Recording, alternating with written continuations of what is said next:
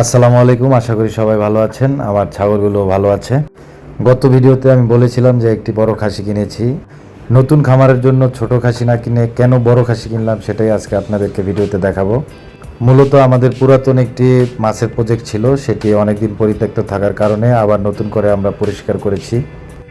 সেখানে গিয়ে জানতে পারি আমাদের জায়গার সামনে যে দোকানটি রয়েছে সেই দোকানদারের একটি বড় খাসি আছে এবং খাসিটি নিয়ে তিনি খুব বিপদে আছে, তাই বিক্রি করে ফেলবেন। এই তারেক ভাই, আপনার কি খাসি আছে আসলেই? হ্যাঁ, একটা খাসি আছে। এটা কি বয়স কেমন, কত বড়? 1.5-2 বছর বয়স। এখন কি সমস্যা, কি বেচবেন কেন? আরে আবার রাখার জায়গা নাই, এবার এই দোকানদারি করি, দোকান থেকে তার ঘাস কেটে খাওয়া সম্ভব না। ও, একটাই আছে খাসি? এই যে নাই, একটা দেখি তো, নাহলে 2-3 হলে পরে একটা প্রসেস করতাম। একটা কি করবো ভাই, দয়া করে আপনি লাগলেন। আচ্ছা, তাহলে আমি কালকে আসমুনি। আজকে যেহেতু আর না, কালকে আইসা খাসিটা দেখা যদি পছন্দ হয় ইনশাআল্লাহ। খাওয়ান লাগে। ও আচ্ছা, ঠিক আছে। পরের দিন সকালে আমরা তার খাসিটি দেখতে যাই এবং তার বাসায় যে খাসিটির পরিবেশটি দেখে আসলে বলার মতো ভাষা নেই। তিনি মূলত তার রান্নাঘরের এক পাশে খাসিটি পালতো।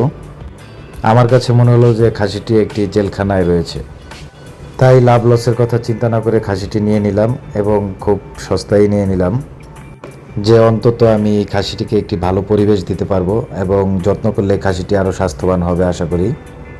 সবচেয়ে বড় কথা, সে জেলখানা থেকে মুক্তি পেল। মূলত তার অনুরোধে আমরা তার বাসা বা রান্নাঘরের ভিডিও ধারণ করিনি, তাই সেখানের পরিবেশটা দেখাতে পারলাম না। যাই হোক, পরে সরাসরি রিক্সা দিয়ে আমাদের খামারে এই বড় খাসিটি নিয়ে আসলাম এবং এই খাসিটিকে দেখার পর আমাদের অন্যান্য খাসিগুলো মনে হয় একটু ভয় পেয়ে গেছে, কারণ আমার খামারের এখন সবচেয়ে বড় খাসি এটাই। বন্দি জীবন থেকে মুক্তি পেয়ে এখানে এসে খাসিটি একটু হাঁটাহাঁটি করছিল খোলা পরিবেশ পেয়ে। এই খাসিটি কেনার উদ্দেশ্য মূলত আমার এটাই, যে এটাকে একটা ভালো পরিবেশ দেওয়া। খামারে আনার পর খাসিটির বিচরণ, চলাফেরা, অন্যান্য খাসির সাথে তার আচরণ আমার কাছে স্বাভাবিকই মনে হচ্ছে। আমাদের অন্যান্য খাসিগুলো খুব স্বাভাবিক, তার সাথে মারামারি বা অন্য কিছু কোনো ঝামেলা করছে না। সাধারণত তারা নতুন খাসি দেখলে একটু মারামারি করে। যাই হোক, একটু পরে আমরা দেখি যে এই বড় খাসিটিও বাচ্চা খাসির মতো লাফালাফি করছে, মানে সে আনন্দেই আছে, দেখে খুবই ভালো লাগলো। ছোট্ট একটা ঘরে এতদিন বন্দি থাকার পর এরকম খোলামেলা পরিবেশ পেয়ে আসলে আনন্দ হওয়ারই কথা।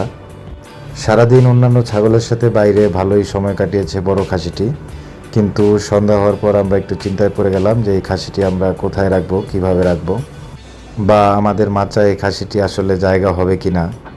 যাই হোক, আজকে আবার আমাদের দানাদার খাবার কেনা হয়েছে, তো খাবার দেখে সে উকি মারছে, তাই বাটিতে করে তাকে কিছু খাবার দিলাম দেখার জন্য যে সে ঠিকমতো খায় কিনা। কারণ আগে যেখানে ছিল উনি শুধু ঘাস কেটে তাকে খাওয়াতো, অল্প কিছু ঘাস। আমরা ঘাসও খাওয়াবো, পাশাপাশি দানাদার খাবার খাওয়াবো। আশা করি আগের চেয়ে এই খাসিটির স্বাস্থ্য ভালো হবে। রাতে খাবার খাওয়ানোর সময় আমাদের অন্যান্য খাসিদেরকে আমরা মাচার ভিতরেই খাবার দিই প্রথম দিন, তাই আমি খাসিটিকে বাইরে খাবার দিই এবং আমার হাতে করেও খাওয়াই। এর কারণ হলো দুইটি, একটি হলো যে তার রাতের খাবারটিও খাওয়া হলো, পাশাপাশি আমার হাতে খাওয়ানোর কারণে সে আমার পোষ মানছিল। অন্যান্য ছাগলগুলো ঠিকঠাক মতোই খাবার খাচ্ছিল, তো আমার দেশি যে ছাগলগুলো সেগুলোকেও আলাদা করে খাবার দিলাম। তো নতুন খামারে বড় খাসি কেনার সিদ্ধান্তটা আমার আসলে ভুল হয়েছে কিনা আমি জানি না, তবে মানবিক কারণে আমি খাসিটি ক্রয় করি। এটা আমি পালতে থাকি, দেখা যাক আল্লাহ ভরসা কী হয়। সবাই ভালো থাকবেন। আসসালামু আলাইকুম।